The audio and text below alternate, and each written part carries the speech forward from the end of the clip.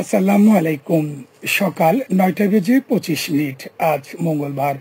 বাংলাদেশ বেতার কক্সবাজার স্থানীয় খবরে স্বাগত জানাচ্ছি এস এম জসিম। জাতীয় অর্থনৈতিক পরিষদের নির্বাহী কমিটির একনেক সভায় গতকাল ১,৯৭৪ কোটি ৩০ লাখ টাকার ১০টি প্রকল্পে অনুমোদন দেওয়া হয়েছে। এর মধ্যে সরকারি অর্থায়নে ১,৬৪২ কোটি ৯৮ লাখ টাকা এবং সংস্থার নিজস্ব অর্থায়নে ৩৩১ কোটি ৩২ লাখ টাকা।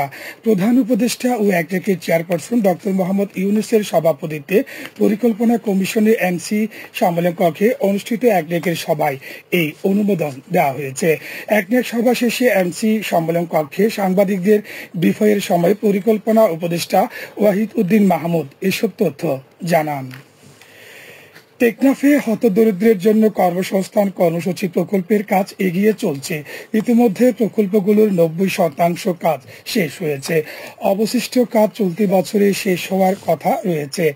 উপজেলা প্রকল্প বাস্তবায়ন কার্যালয় ১,৭০ লাখ টাকা ব্যয়ে ৬ ইউনিয়নের ৪০টি প্রকল্প বাস্তবায়ন করছে।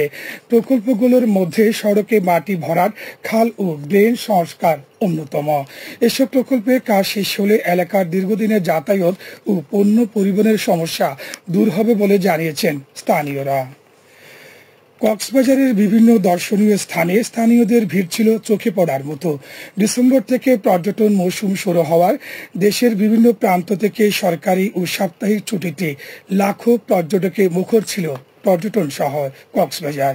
এ সময় পর্যটন স্পটগুলোতে প্রচণ্ড ভিড় থাকায় জেলার স্থানীয় পর্যটকরা তেমন ঘুরতে বের হয়নি। গতকাল লাবণী, সুগন্ধা, কলাতলী পয়েন্ট সহ শহরের বিভিন্ন পর্যটন স্পটে দেখা গেছে স্থানীয় পর্যটকদের ভিড়। এছাড়া পর্যটকদের আনন্দের অন্যতম মাধ্যম পরিণত হয়েছে বাণিজ্য মেলা।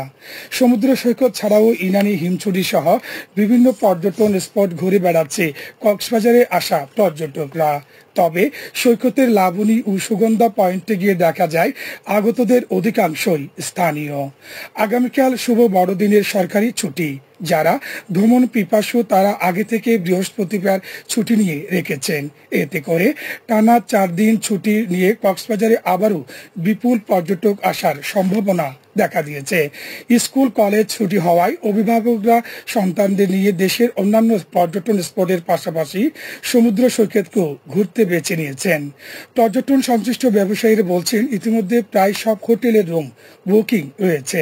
সৈকতে গোসলকালীন বিপদ এড়াতে ভ্রমণ পিয়াসুদের সতর্ক থাকার পাশাপাশি পর্যটকদের নির্বিঘ্নে ঘুরতে আহ্বান জানিয়েছে জেলা প্রশাসন।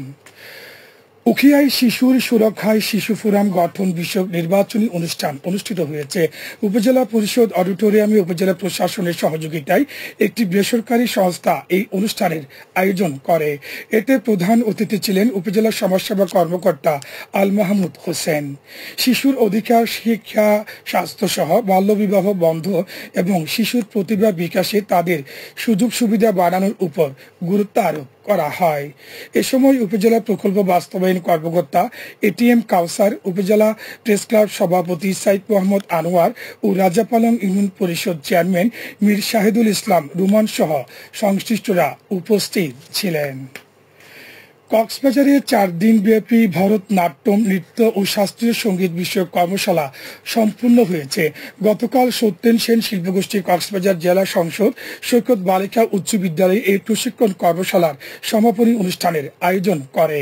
কর্মশালায় শাস্ত্রীয় সঙ্গীত বিষয়ে প্রশিক্ষণ দেন উচ্চাঙ্গ এবং নজরুল সঙ্গীত শিল্পী, সুরকার ও সঙ্গীত পরিচালক ইউসুফ আহমেদ খান এবং ভরতনাট্যম নৃত্যে প্রশিক্ষণ দেন নৃত্যবৃত্তির ঢাকার পরিচালক গোলাম মুস্তাফা ববি।